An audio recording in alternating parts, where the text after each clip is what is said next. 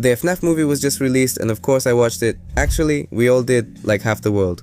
And there's a lot to talk about, analyze, and especially compare because the story of this movie is very different from the games. So join me as we look at the most important differences. Let's start with the fact that the office is noticeably different, not just because they added a bunch of extra gadgets, but also because they changed the structure compared to the first game. Goodbye to the two indestructible doors. Now we only have a regular door on the left and a ventilation duct on the right. This is very reminiscent of the office from FNaF 3. Also, it's amazing how this ventilation duct also reminds us of the vents from FNaF 2 and Sister Location. Especially the latter, because we had scenes where we went through a large vent with only our flashlight, and the same thing happens in the movie. In fact, there are shots that reference this. Going back to the office, and more specifically to the cameras, we'll notice that it's no longer a tablet or anything like that, but just simple monitors, which reminds me of Help Wanted. We'll see this combination of factors at all times, especially if we're strict with the original story. This establishment should only be called Freddy Fazbear's Pizza, but the movie adds place at the end of the name on the sign, for example, and that obviously reminds us of the establishment from Pizzeria Simulator, since it has the same name, Freddy Fazbear's Pizza Place. And, well, it's worth noting that Mike's role here is similar to the one in the previously mentioned game, because yes, he has to keep watch as a security guard, but he also has to organize and clean. At the start of the movie, a security guard tries to survive, but ultimately doesn't make it. They don't go into much detail about who he is, but it's possible that he represents fungi, since he's not in the original game. He also ends up dying. Actually, this person has nothing to do with fungi, since he never helps Mike at night. Actually, Will and Afton seems to be a representation of fungi since he gives the initial instructions, like the security guard, and shares his tragic ending. It's worth mentioning the suit or mask in which he's being tortured, since it doesn't have any coherent purpose. The Springlock suits are one thing that are used to get inside the animatronics, but this just seems like it was created to kill people and there's no explanation for why that is. Although, well, at least they give us a slightly more detailed explanation of how people are put inside animatronics. On the other hand, moving on to the scene of the missing children, we'll see how the first child to be attacked is the one who possesses Foxy. However, in the games, we are told that the soul-possessing Chica was the first one in a line of dialogue. I was the first. I have seen everything. Also, doesn't it seem like too much of a coincidence that Mike gets along poorly with his sister, just like with Crying Child in the games? It's not so much bullying or abuse in the movie, but this factor is still present in Mike's life. And yes, our protagonist hits a family man, is that someone to look up to? But the good thing is that, thanks to the surveillance camera, we see that this movie is taking place in the year 2000 and not in 1993 like in the original game. Steve Ragland. I know who he is, you know who he is, let's not pretend otherwise. Obviously it's William Afton, but that's fine, I'll let it slide. Especially because it's something similar to what happens in the books, in The Silver Eyes, where William Afton also uses another identity. Later, we see how Mike is offered a job at the pizzeria through a proposal made by William Afton. Quite the opposite of the original story, which, well, isn't explained in much detail. We're only led to understand that Mike found the job thanks to a newspaper.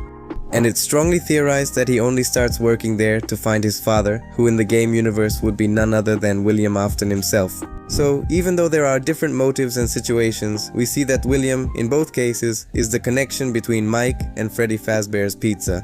However, even though William is the connection, Mike has different motives in the games. Does he want to find his father?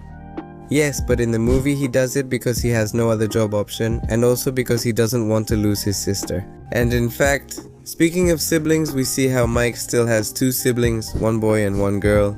And it also remains the case that, well, his parents are no longer with him, or at least in the games. We don't know anything about his mother, and well, his father is William Afton, so let's just say he's very busy. Okay, this TV definitely looks a lot like the one we see in Sister Location. It's pretty much the same room.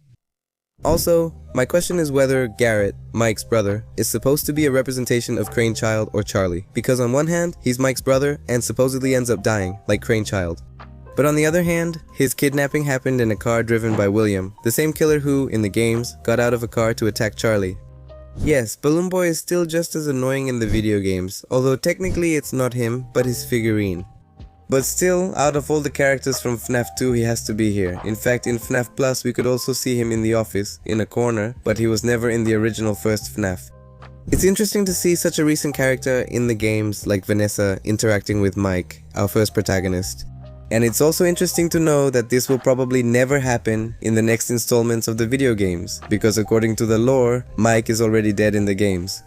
But on Vanessa's side, everything is fine, apparently. Although, in fact, at the end of the movie, we see how these roles switch a little. Vanessa is the one who ends up badly injured, but there is still hope she might survive. And by the way, how is it that Mike didn't know about the missing children? I mean, his brother disappeared, right? Didn't he look for similar situations that had happened in the city? Didn't it occur to him to do that? Obviously, it's more logical to beat up innocent people and mess around with all this dream stuff than to look for real cases. Returning to the story, we see how Mike finds a small Springlock animatronic. The first time I saw it, I thought it was some kind of circus baby prototype, but it's more likely that it's her, although the whole Springlock thing is new for her. She's never appeared in games, so it's interesting to see her here. Now in the final truce, we see something that we couldn't in previous nights, and that's in Memories, or well, in Mike's dream. It's completely manipulated in favor of the children, so that they encourage Mike to leave his sister. And if we think about it a bit, this is very similar to the UCN, where the one you should never have killed manipulates William Afton's hell to torture him. No, Mike, don't die, no! Does this remind anyone else of the Springlock scene in Sister Location? I mean, he's unscrewing a nut to get out of there alive. Yes, it does look similar in this new universe. It turns out that William did have children, or well, a daughter, while in the games he has 3 children. This really is a 360-degree change. And her father gave Garrett's plane to his daughter. I guess he stole the birthday or Christmas present or something like that. Because that's weird. I guess he took advantage of his opportunities. Wait, William Afton manipulating the souls of children? This is new for the games, though something similar has happened in the novels and books. And in fact, the outcome is very similar to the movie, since in the novel The Fourth Closet, we are told that the souls of the children see the yellow rabbit as someone good. That's why they follow his orders. When they discover the rabbit was responsible, they all turn on him. Similarly, the children don't realize the yellow rabbit killed them. But when Abby makes them remember through a drawing, the animatronics reconsider, remember, and corner William. And here is another very notable difference, the death of William Afton. In the games, we see how he destroys the animatronics, and as they are destroyed, the souls come out and corner William. In a room where, to defend himself, he uses the old Springbone suit, the Springlocks fail. And well, goodbye. On the other hand, in the movie, his use of the suit is more justified, since he used it as protection against Vanessa's gunshots, and using it also makes him stronger. Likewise, we see how the cupcake is the one who activates the Springlocks, and it's not like William was just in the right place to get trapped, right? William is taken by the animatronics to a room so that he is never found, something similar to what happens in the Silver Eyes. But wait, William didn't do much to get out of the suit. In fact, he even put on the mask. Before that, he said his iconic phrase, "I always come back." This means that he already knew he could come back, and it's not surprising, since he also knew that the animatronics were possessed. So, he concluded that he could possess his own suit if we apply it to the games. His excitement to put on the suit makes a lot of sense. Of course, he agonized when the Springlocks were activated, but how? How could he not? If you're literally dying? And that's how this movie ends. Oh no, wait, there are some post-credit scenes left. Okay, Play it. I said not today. What a beautiful movie. well, that's how the whole FNaF movie played out. After a long time, it's finally on the big screen. And if I have to give it credit for one thing, it's the reason they give for Mike to stay for the 5 nights. Since being in a place where you could die doesn't sound like a very good idea, unless you have to stop your sister if you don't do it, and at the same time, you also want to find out who kidnapped your younger brother. Many questions remain unanswered in this video, but you might see them addressed in future ones. You can spend your time watching the 5 useless facts about the movie, or 5 useless facts about some other character. That being said, I'll see you in the next video.